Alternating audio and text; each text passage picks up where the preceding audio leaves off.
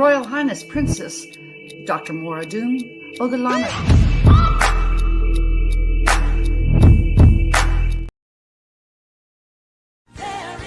Ladies and gentlemen, I present to you America's top foundational health coach, Dr. Joe D.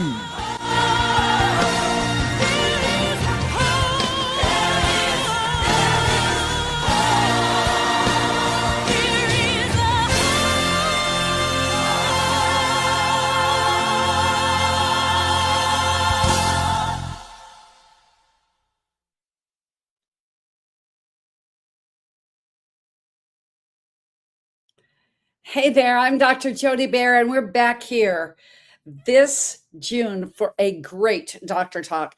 This is one for the ages, I promise you. And if you're just new to our broadcast and our Healthopedia 365 channel, welcome.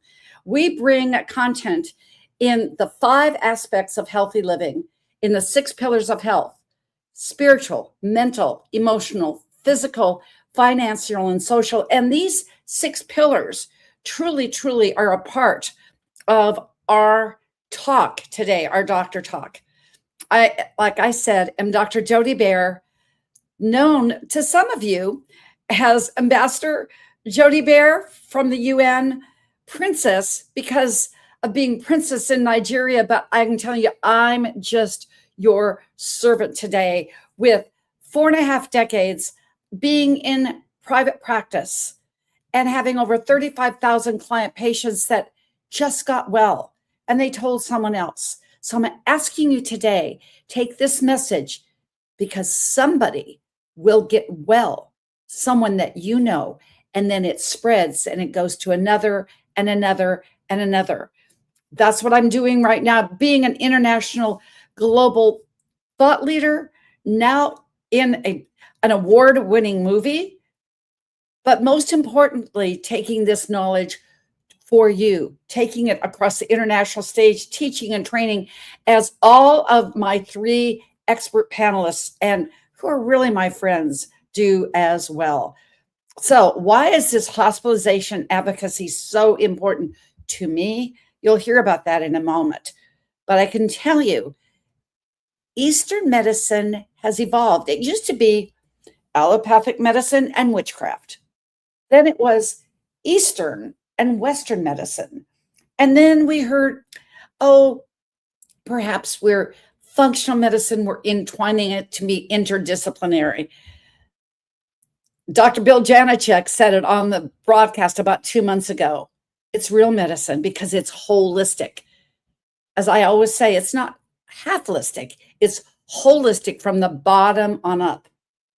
And as I was back from my 50th reunion from St. Olaf College this last week and gave a question to our expert doctor panel, all of which were on the board, my classmates for 10 years with Mayo Clinic. And my question was, as they were talking about medicine and AI and the future of medicine, and I gave this talk about how it's come a long way. But just like the Virginia Slims commercials say, we've come a long way, baby, but we've got a long way to go. So how can we take Western medicine and Eastern medicine, or as I call it now, crisis medicine and preventive medicine, and wield it together so it's best for our clients and our patients? That's where we are today. And what really just thrilled my soul is all 4 of these doctors on this panel agreed with me. So we have come a long way, but you will come a long way further when you listen to us with all of our expertise, passion, and experience, give you, the consumer, the family member, as Bill Janicek posted today, happy Daddy-Daughter Day. And boy, his daughter made him look good in those pictures. It may be a family member in the hospital, it may be a friend, but you don't know what you don't know until you know. After this show, you will know what to do, why to do it, and how to do it if you find yourself in crisis medicine in the hospital. Stay tuned, be aware, make sure that you subscribe, like, share this broadcast out to Healthopedia 365, our YouTube channel. And now we're going to take our first break with Medical Mindshare. Why is this so dear to me? Because it's Renee and Michael Brown, not only now will be lifelong friends and colleagues, but they have next level recovery, an all natural, holistic experience for addiction recovery and mental health. But they have medical mindshare along with their housing, but medical mindshare because it's for the underserved so that they get the service. And there will be more in store when you come and hear what Michael and Renee Brown are doing. But let's hear it from Renee Brown's dulcet tones and her passionate words. Here is our sponsor, Medical Mindshare.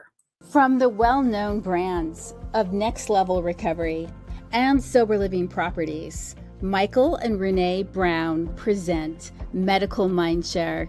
Medical Mindshare has been designed to deliver integrative care and precision medicine throughout the community.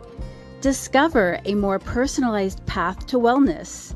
Some people might ask, why is integrative care up and coming medically?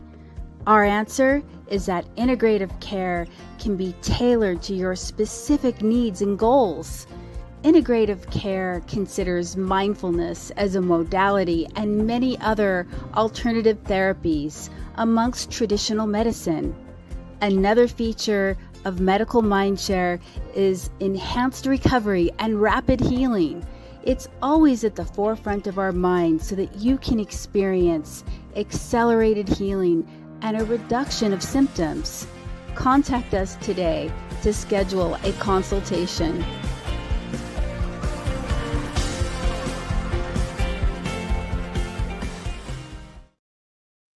And I know you will. Medical Mindshare, Renee and Michael Brown's just beautiful, beautiful piece, as they say, integrative for you. And that's what you're going to hear today. So I'm going to bring this beautiful panel up, none other than Dr. Glenn Deputy Wellness Center. Welcome, Glenn. And here he's training all over the world and finds time for us because you're passionate, Glenn. That's for sure. That's for sure. Renee Brown, you just saw Renee in her. Your voice is just so velvet. Who wouldn't take your words when it comes to mental health? And none other than our I just think today, looking at your daughter, and it's Daddy Daughter Day, I'm going to say you were beautiful, Bill, too, in those pictures. Well, Thank you for all being here. As always, we've got a million things to do, but yet you find time to do it. So, Renee, you're going to be batting first when it comes to what say you about this beautiful topic when it comes to patient advocacy in the hospital. Sometimes there's just no coincidences. And, months ago, you wanted to talk about hospital advocacy. And just as life would have it, I did have a real life situation come up. It was in the last 3 weeks, and it was with my 84-year-old relative. And I'm going to tell you what, he was in not only a crisis situation where his journey began in ICU, but he was in the hospital for a few weeks, and it was a challenging situation. So I was there along with a few family members, and we asked him what family members did he want in the room. And this is really important for anyone, that you know who they want in that room so that they feel safe and secure and connected. And just as important, have some friends in the background, some shoulders to lean on from afar, if they're in arm's reach in the local neighborhood. That's really important so that you can be the best version of who you are for your loved one. So the situation with my relative was so extreme. And that is the extreme place that I just got this message, Renee. And let's take from the extreme. Yes. of the extreme traveling Glenn Depke, who will need to get up, probably to get on an airplane. And then can we come back with you about the extreme? You're okay with that, aren't you? Because we just, as Glenn's always flying somewhere, yes, we just move with air legs. So, Glenn, I'm going to turn the extreme over to the extreme Glenn. Thank you for being wonderful, Renee. Okay, Glenn, give us what you got, because I know you've got to go. I just saw that message. Yes, yes. And sorry about that, Renee. And thank you for letting me get on here so I can get off of here as well. I just have I have another Zoom training doing right after this, so I have to get off soon. But anyway, hospitals. I'll tell you the first thing. If you have to go in the hospital, the most important thing, get out as fast as you can. Because I'm not the natural guy who bashes conventional medicine. There is a time and a place. There is time you might need to have surgery. Heck, there is even time where you might need a prescription drug. Yet in the hospital is the best place you can go to pick up an infection. I have a very good friend of mine who was also a business partner years ago. His brother went in for what was a simple knee surgery and died of the infection that he picked up in the hospital. Yeah, so it's something that, when you have to go to the hospital, you have to go. Yeah, do everything you can to get out as quickly as you can. Now, some other things that I feel are really important if you have to go in a hospital, and it could be maybe you have a series of tests that you have to go through, maybe you actually have surgery to go through, but there are some things that are really important. Now, number one, you think of your life right now. You take these collection of supplements every day to be in your best health. And it's amazing how many times people go into the hospital and they leave every one of their supplements at home. Don't you really want to be in your best health when you're at the hospital as well? And that's the whole thing, is that you want to bring your supplements that are important to you. You want to list your supplements. You can give those to the doctor, because you have to be really careful too, because sometimes there's interactions with your supplements to maybe a prescription drug your doctor might be putting you on. So you want them to know what you're taking so you're not causing any problems. Now, and you have to be, oh man, how do I say this? You just have to be assertive with this, because a lot of times, and I even know, I have some friends that are medical doctors, and they basically have shared with me that they've been taught, if you're going to go in a hospital, that doctors have been taught to say, well, don't take any supplements for 2 weeks before, and don't bring your supplements with you. Yeah, but there are a lot of doctors who do have a really high knowledge of what supplements are important, what interactions are. So again, you want to bring your supplements, you want to bring a list of your supplements so the doctor can see that. And I'm going to even tell a quick little story here about this, because I have a friend / acquaintance that I've known for a number of years, and she had a stroke. And of course, if you have a stroke, you go into the hospital for care. And the one thing that I was telling her, that, because she was reaching out to me, like, what do I do? I just had a stroke. And I told her, one thing that I would really do, like right off the bat, is you want to do something to help to dilate your blood vessels and increase cerebral blood flow. Because if you could dilate the blood vessels going to your brain, you can have a better chance of recovery. And you can help get nutrients to your brain to aid in that recovery. Yet she made a mention to her doctor about a supplement for that, and it's just something that would increase nitric oxide, which then dilates blood vessels. And the doctor gave her a flat out no. And unfortunately for this woman, she never really recovered. And within a relatively short time after her stroke, she actually passed. Now, would that supplement have helped her? I can't see a reason where it wouldn't have. If you've had a stroke, which means that you've had a blockage in blood flow to the brain, and a part of the brain is actually damaged, it would obviously make sense to increase cerebral blood flow, get more blood to the brain, and maybe even some nutrients that the brain would actually take an advantage from. But she just wasn't insistent. Yeah, and I think it really made a big difference in her recovery. Now, the other thing too, when you go into the hospital, there's certain things that you want to keep in mind. Like one of the things, and Renee can probably touch on this even deeper than I can, is that when you're in the hospital, usually you're under quite a bit of stress, anxiety, trauma that's going on, and you're in a highly emotional state. Well, when you're in a highly emotional state, you don't have the same use of your intellect and reasoning. And so when you are in that highly emotional state, when there are health challenges you're dealing with that force you to go into the hospital, you want to make sure that you have a friend or family member who is your advocate, who will be there, that will be asking the questions to the doctor, that will be your intellect, be your reasoning, because you're likely you're not going to have that on a deeper level when you are actually in the hospital because you're under all this stress and such.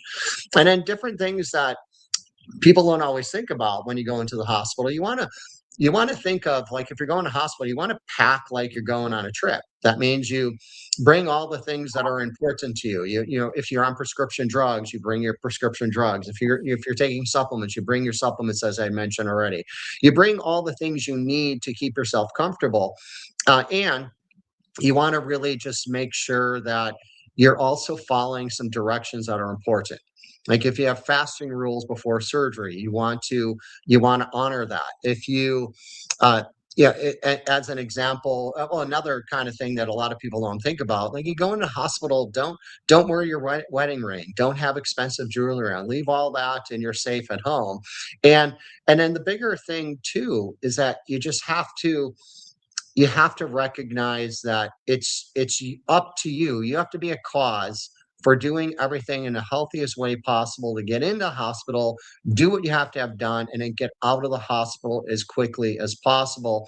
And one last thing that I want to leave a note on before I have to go is, if you're having surgery, you have to think about what supplements you're taking, because there are a lot of supplements that can have a blood thinning effect.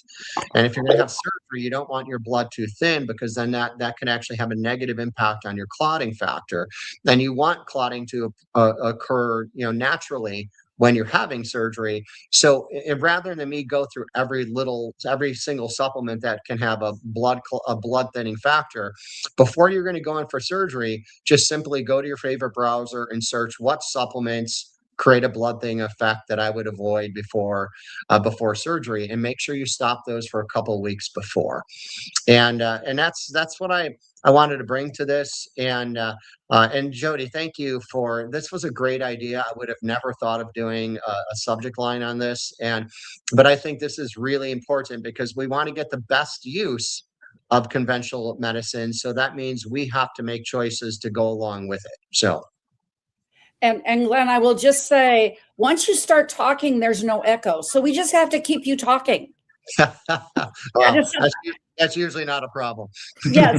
And frankly, what I will say that's going to be coming out here on my website, with all y'all's permission, I'm taking notes here. I'm making a blog, and it's going to be the steps for advocacy and hospitalization, because it's just that important. Have a great training, and as always, and thank you for all you share, all you do, and make sure that you go to Glenn Depke Wellness, because there's enough there to keep us on for another hour. Blessings, Glenn. Bye-bye. Bye, everybody. So now we're back to where we are with Renee, and she was beautifully talking about that she had a crisis situation with a family member, and pick it up from there. It's kind of like advocacy in the hospital. It's always kind of this thing where you got to have air legs. So I know you had that kind of a situation too. So please pick up where you left off, Renee. All right. So with my 84-year-old relative, he was in an extreme situation where honestly, he was just preparing to die. And it made the situation really stressful for us all. But thank goodness we had enough family members there, and there was support on the side, which made a huge difference. And Dr. Jody, I just can't thank you enough for just being one of those friends that I had to just lean on, because I'll tell you what I needed. I needed spiritual support. I needed somebody to pray with, and you were right there. And I'm going to tell you that made a big difference. And in these places, oh, absolutely. Spiritual support is available, whether you're looking to meditate, your whatever your religious affiliation, they have a lot for you. but there's nothing like having a good friend in the loop. That just makes all the difference. Of course, We it's pretty have, easy. I just got to say, it's pretty easy when it's you or oh, one of our tribe. thank you. Thank Uh-huh. you. You know, that time we had made a huge difference. So I just can't thank you enough, really, truly. So we did have a hiccup that emerged, and it was very serious. And what I found out how to do while I was there, because I didn't know quite what to do, is that you can escalate situations to a chief attending physician or a nurse. So if you don't feel right in your gut, there's people that you can talk to. So that's just something to be highly aware of. And I really feel like I got a lot of training early on life from my father-in-law and from my sister-in-law. My father-in-law is a surgeon, delivered over 2,000 babies, and my sister-in-law is a diagnostician and a director at a hospital. And they both let me know that depending on the day and what's going on in the community, staff can be really thin. You really need an advocate there, because there are times when a nurse just can't come fast enough, and somebody's got to be there to be able to round up the correct people and the help for your loved one. And that advice has just really showed up in a great way, where in hospital situations, with friends and family, we've been able to support each other. So really what your biggest value add is that you're calm. That adds to the environment and to what your loved one is taking in. So I would just say protect that and increase what you have inside by taking breaks, taking care of yourself, food, walks, that type of thing is really important. Have a notebook with you for questions and concerns. And I love what Dr. Glenn brought up as far as what you can do on your own to look up supplements and alternative care, where or when needed in a hospital. You can mix the two environments up. Mhm. And if anything comes up that is an obstacle in your way, you can go ahead and bring in a patient advocate, and they can go ahead and speak to the right members of the medical staff, so that maybe you can remain assertive but not need to feel aggressive, because they're doing all of the work for you. So that's just important for you to know. And there are social workers available as well. And where this comes into play is when your loved one has an underlying condition such as depression, anxiety, addiction, uh, autism, what have you. And when you have a member of the family with a situation like this, it will probably be sooner rather than later that you'll bring in a social worker. They can do so much. You can also bring in a personal counselor into the hospital if needed. And I see this happen all of the time with our clients that are in emergency rooms or what have you. So you do have options in a crisis care setting. Your mental health is also something to prioritize while you're there. And what you can do is you can talk to the patient advocate or a social worker if needed, so that you can optimize your routine and what you're doing around your own mental health care needs, which is just really critical to maintain. So I wanted to bring that into the equation, as well as something else. So these patient advocates at the hospital, I'll tell you what will undo any of us really quick is financial burden. So if you contact a advocate before your loved one enters the hospital I can't even tell you what they can access. There's private funds, hospital funds.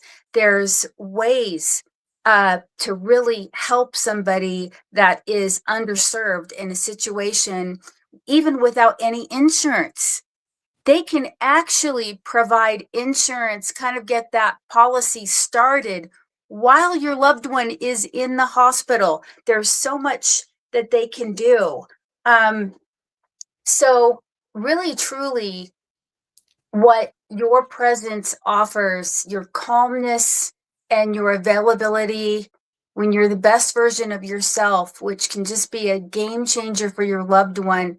It's, in my opinion, your ability to hold the space for hope can become pivotal. And in my loved one's case, when the hope wasn't there, I'll tell you what I saw. I saw him borrow the hope from the rest of us. And the whole experience went from complete crisis to more of, I'm not even exaggerating, more of a joyous family reunion. And he was able to walk out of that hospital without any problems. So when you're able to coordinate the staff, all of what's available in the hospital, as well as keeping on top of your own mental health, everything is possible, and you are enough to make a difference. It doesn't matter even if it's just you in that room. You are enough, and you do not need to be there 24/7. You can prioritize your needs. And I'm just going to leave off with something I've probably have said before, and that is, no matter what the problem, love is the answer. You're enough. You're enough, and you're on enough. Renee, you were so good. You know, when my nose itches when it's something good, guess what itched today? My head. So you were all the way up. And speaking of the headiest guy that I know that is totally humble, and you can say that you're the hippie chiropractor, but you're the hips, the spine, the occiput, and everything else in all the way up there. Dr. Bill, what say you about our topic today? Please share. I do like what I do every month. We do that. I just copy what Glenn says.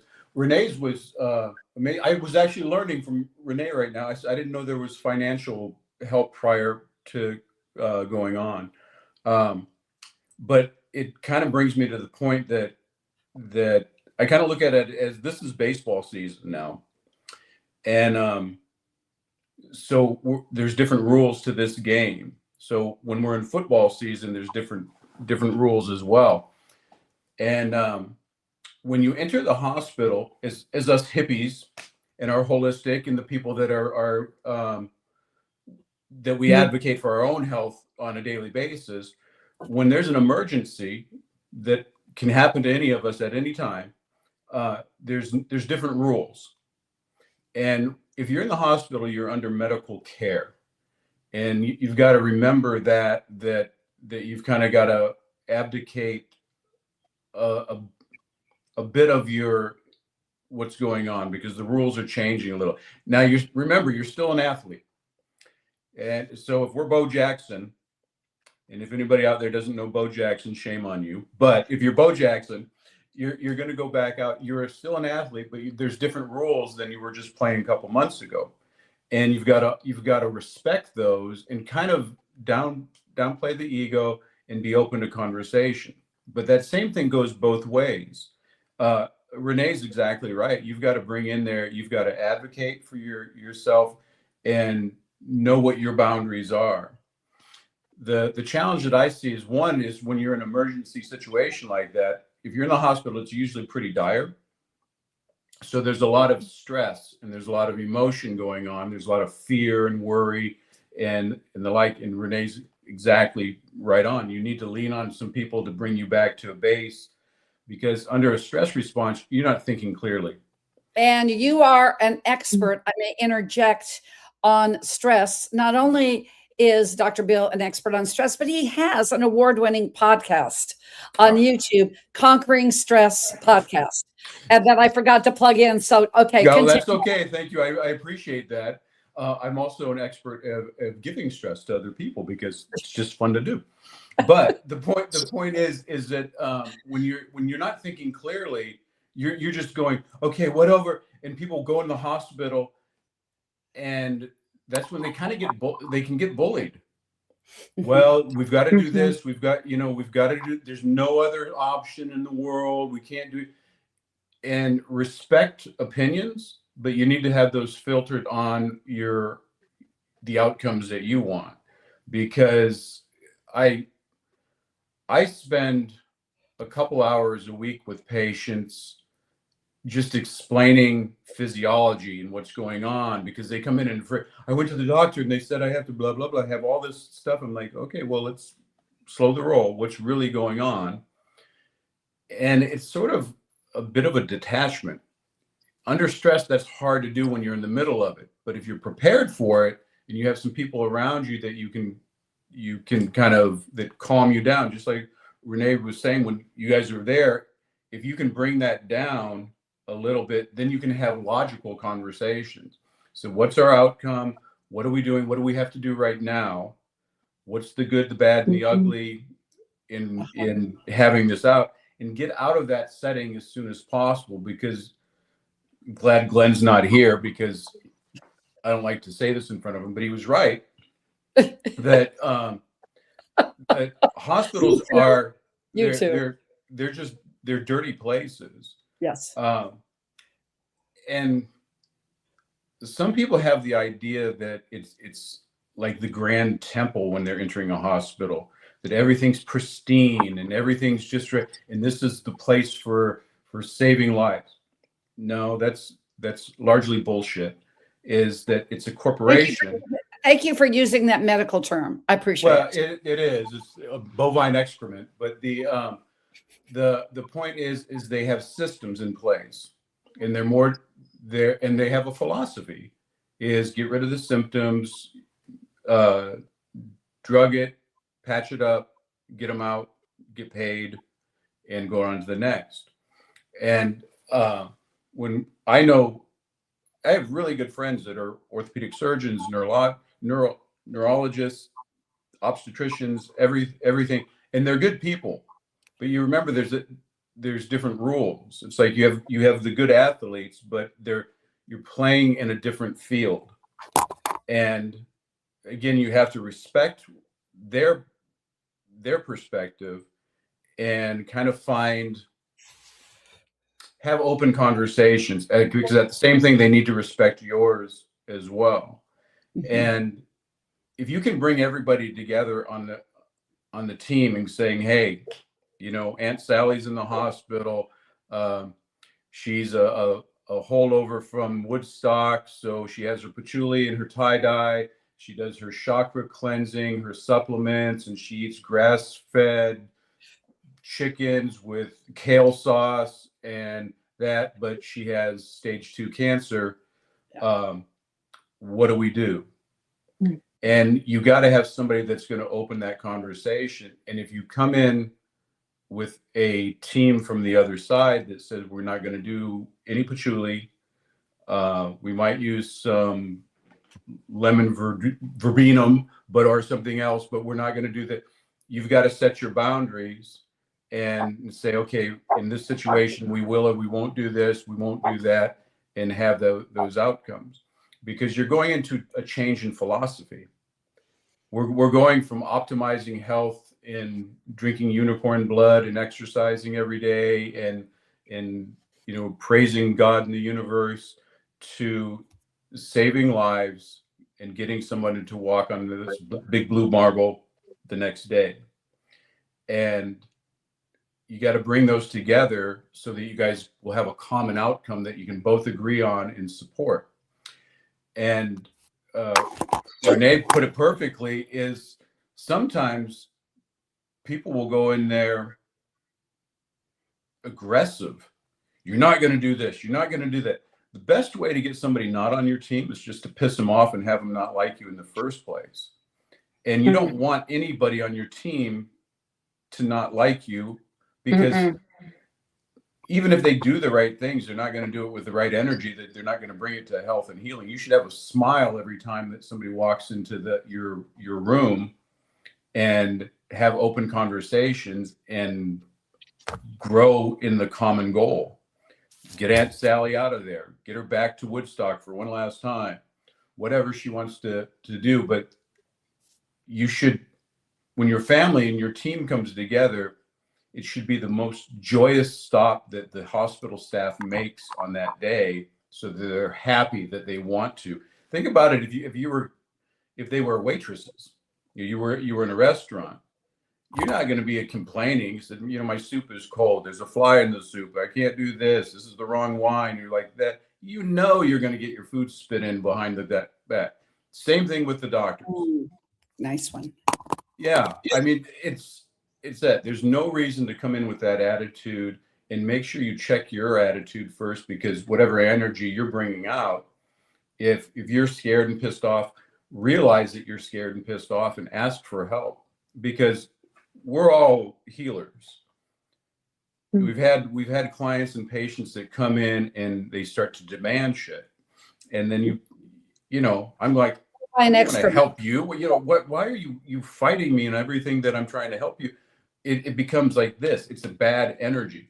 But you've also had somebody come in and said, I've respected you and the type of work you do. Help me explain this.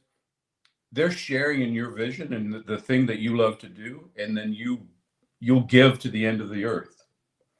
They're the same way. They're stuck in an evil system, but they're still good people. The practitioners, I don't believe any professional goes into a profession to not do good work. That's my global belief. I'm sure there's some of them, and some of them might be in it for the money, but they believe exactly what they believe, and we just have to find that common ground, so that we're walking across the finish line, all holding hands together for the greater good at that time, and then love and respect their job or their role in getting Aunt Sally back to Woodstock. And and on the other hand, is you want to keep track of everything that's going. When you're writing questions down, when you're going, well, that makes sense. Oh my God, we have Google and AI now. We can access more resources than doing that. And if you're on top of things, you're going to ask polite questions, because I can't tell you how many times, and I hate this. Well, Chat GPT said that this is wrong and you got to do this, and you have to re-educate them. You can say, hey, I've done some research and it said X, Y, and Z. Is this correct? Is this something? If you show up in a caring, humble manner, just looking for answers, they're going to be prepared when they walk into the room. I've had patients too that you can tell they're a little nerdy and they're going down the rabbit hole. I'm like, oh, you know what? Maybe I got to up my game a little bit when I'm talking to this person, or when I know they're coming in. I said, they always ask questions about this. I'm going to be extra, and just subconsciously go the extra mile. You want to be that person. Yes. Because if they know that you're on point, it goes back to NLP, matching and mirroring. If you're kind, polite, a good person, and they know that you're on point on your stuff and you're looking for the right answers, they're going to show up the same way, and Aunt Sally will make it. So beautiful. We're all on the same team, but we've got to sometimes step back from our patchouli and our tie-dye and abdicate, because they are also experts in their fields and they save lives every day. I respect the doctors, that they do so much more stuff than I do. And they are great at heroic medicine. They have no role in healthcare, but this is not the time. This is not, they're in their element, and you need to join their team. That's my Beautiful. 2 cents. And the 2 cents were 5 cents. And I will just say what I'm going to do now because of the nature of our time and the gooiness of this. I've got a number of things because 18 months ago I went through this for real and was there for 2 months with my big bear. And I've just got to say, you know what I love more than anything about the three of us is that, and that's Glenn overdoing his training. If you're new to Doctor Talk, we don't rehearse this, no rehearsals, and we always collaboratively get it right and together. So I'm going to go through some of my things with us all after I'm doing a couple of announcements. We're not going to do a commercial break today. I'm just going to give you a couple of announcements because it's really cool. Our Real Men Are Aware Awakening a Conscious Male. This will be the next thing that you can see with us. It'll be our live virtual. Why are we doing this? We're doing it over Father's Day weekend. I'm very excited about bringing together 30 of our authors coming together on our Healthopedia 365. It will be June 18th, 19th, and 20th. And then we can send off our dads in a wonderful way for their big Father's Day time. So that is going to be Awakening the Conscious Male virtual live seminar, and it will be live for 30 hours. You will hear from people such as Sir Dr. Antoine Chevalier, John DeMartini. We will hear from the OG of the Art of Manifestation, who was in The Secret, not only with Dr. John DeMartini, Harrison Klein, names upon names upon names, and some young names that are even like Tommy Ooze, and you saw them in our film, even better than we were, because guess what? The next generation is destined to be better than us. They've got to survive. So just put that on your calendar. It will be wonderful. I will say that our next Doctor Talk topic will be on the 27th of August. We'll be back here. I'm taking the month of July off. Why? To get everything edited for our men's book. 36 of the best thought leaders become authors to be platform speakers. Many of them are in our Art of Manifestation film, as we just got back from. So just know that they deserve all my estrogen and my thought process for sure. So our next topic is going to be environmental toxin and biohacking. How do you get around it? Why not? And you will be seeing in the meantime a lot of shorts from our executive producer, Chris Cordani. You will see a lot of these coming out. You will see a lot of news about everything on Healthopedia 365. Just know you can log on to us anywhere. But the most important thing is that the Art of Manifestation, yes, the Art of Manifestation film is with us in the flesh, that we are now honored to be a part. And we were nominated at first last week, but we got in the queue. Our Art of Manifestation was private showing in LA at the Quantum Spa. Jason Estes and Jeremy Hoffman, who were in our book, Healthopedia, our first one, are in next, now that they've got babies and wives, and it's just the next generation, which is very cool. But we found out just 3 days ago that we are now in for the Toronto Film Festival. We're going to be up there. We will be, after the movie officially launches, we will be on Amazon, Gaia, and Netflix. We also found out that if you place, like, you're better, you could be first in show, but if you're gold, silver, bronze, I knew nothing about this. If we medal at Toronto, Bill will be out there seeing you, and I want you to be my guest on the red carpet at the Academy Awards, okay? Because go to Toronto, not LA. Okay. Unless Pratt wins. Okay. All right. I'll see you in Toronto.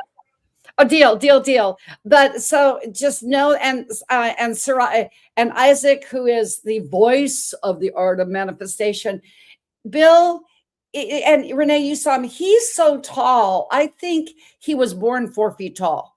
Tallest man ever with the voice. So those are some things that are just up and coming. And of course, our Real Men, the book, are aware will be launching at the same time during the Toronto Film Festival. I'm very excited about that. Bill, when was the last time you ever saw me do one thing at a time? Never. You're the ADD is strong in this one. Yes, and why not? And why not that ADHD, ADHD, AI, come alive, I. So I want to come alive with just a few of the things about our topic now that I've done the public service announcements.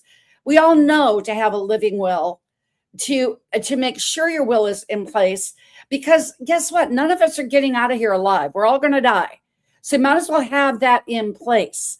Make sure that you have a power of attorney, but a DNR if you want it, because those are the first things that they're going to ask you in the hospital.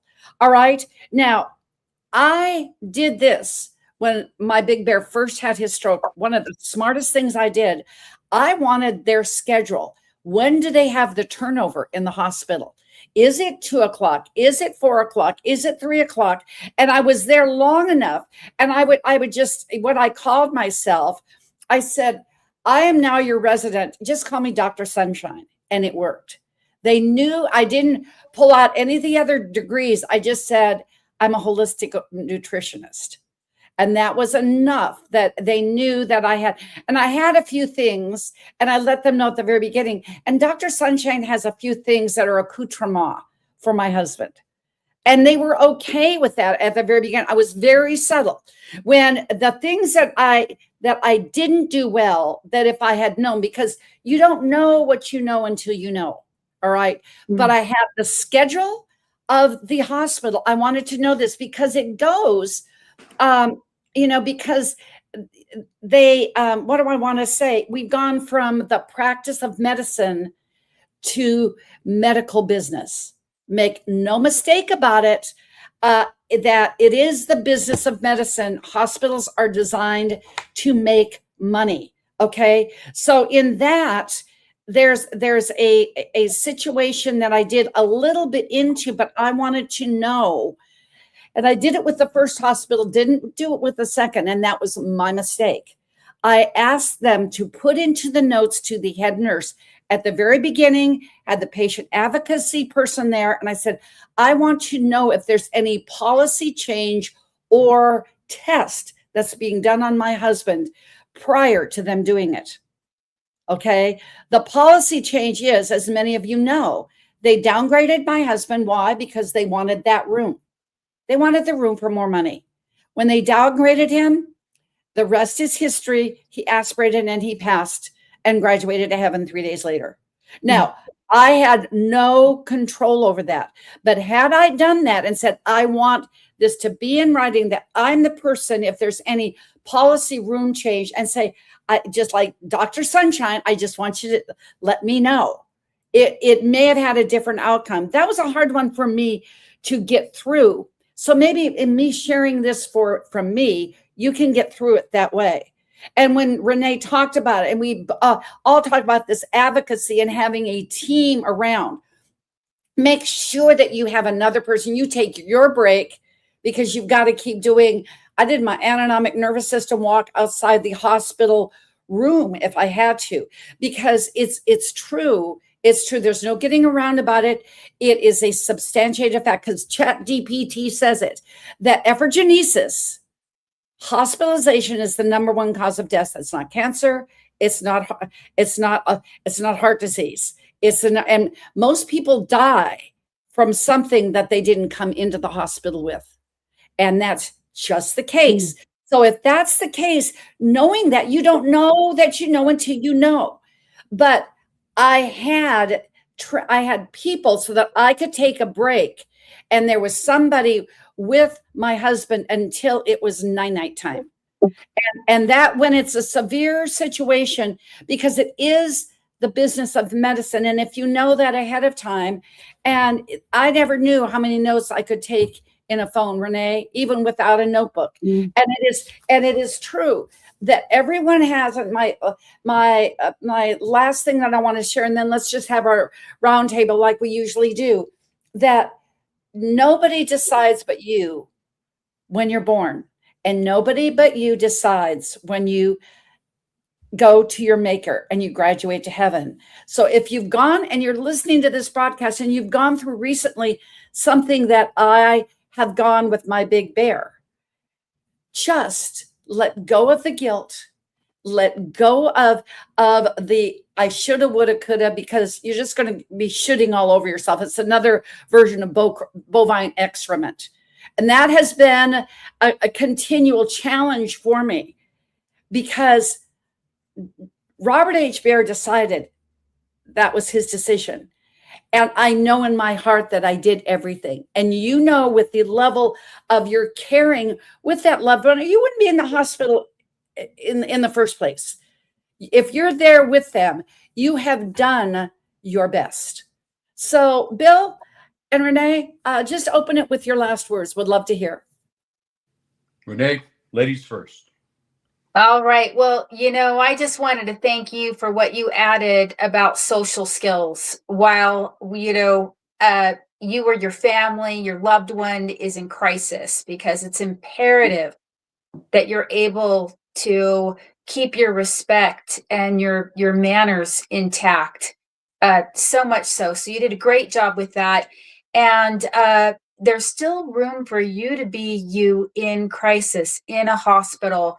With my firstborn, I had to push a little bit, and I had 2 doulas in there with me, as well as my medical staff. And it was slightly grating, but I'm going to tell you what happened. The doctor had an emergency, wasn't able to be there when I really needed him to. I ended up 24 hours in labor. The doulas that were trained were turning me over like a rotisserie chicken. I had friends in the room, no pain. Just a great experience. Not anything 24 hours like one more labor story. It wasn't at all like that. There is room for you to be you. And I'm just going to add one more thing. The anesthesiologist was gone. So thank goodness I had my doulas. Anyway, I definitely wanted to contribute that experience. And I've thought about you in a lot of things, Renee, but I've never thought about you as a rotisserie chicken. Isn't that a new one, Bill? That's great. Nice barbecue there. That's no pain. What can I say? Awesome. Wow. I think I would just break it down is calm down. You're going on a journey, and that journey is, and you're building the team. In the hero's journey, the 12 steps that Joseph Campbell put away that for any transformation is when you go to the next world or the next step is that you get new friends and allies and enemies. And so you start to put your team together when you know that that's going to go on, and keep good notes, know your boundaries, know their boundaries, come together, be kind to each other, and make sure everybody has a common goal. And you'll get through it, and be thankful that someone's there for this support. I think that's sometimes when people get a little edgy, they forget their gratitude. So thank God you have a place to go, even though if there's some hiccups along the way, to get Aunt Sally back to Woodstock. Oh, and I think that and the last thing that I would say, just as you hear at the very beginning, no matter the outcome, and you hear in the song that I sang the background vocals with Alicia Williamson, there is hope. There is always hope. There's always hope, because as we're doing this broadcast, I promise you, Bob Bear is up there on his surfboard. So that's just the way it is. So obvious, no matter what the situation, no matter what the prognosis, or as I said I would say in the art of manifestation. And I said in the film that my next waking moment, when I was paralyzed from the shoulders on down, and I was there for 6 months, I decided, you, the patient, I decided it wasn't in a hospital room. It was a hotel room. And I said, and I am out of this hotel room in 6 months. Guess what? I walked out 6 months later. So there is always hope. There's always a mental mindset. And guess what? Y'all's skill set is off the charts. I'm so grateful to call Dr. Glenn you, Renee, Dr. Bill, just some of my greatest confidants, colleagues, and friends along this journey to the next level. So, as we say, and each and every kind of day until we come back for Doctor Talk, August 27th, we're going to say, and remember, Real Men Are Aware for our virtual, just honoring the real men everywhere. Happy Father's Day to you, Bill, right now. And we're going to be saying Happy Father's Day to all the real men in our book, all 36 of them. I think, you know what the men said, Bill? I'm going to do something really not PC right now. They said, well, I think we're a perfect 36, Dr. Jody. Men always like that number. And that's what we ended up with there. It was just, they're a great tribe, but this tribe has kept us alive now for 3 years with Dr. Talk. Thank you so much from the bottom of my heart. See you June 18th, 19th, and 20th for our virtual summit, and back here with Dr. Talk as we talk about how to biohack those environmental toxins August 27th. So in the meantime, and each and every day, make it a great Healthopedia kind of day. Ciao for now.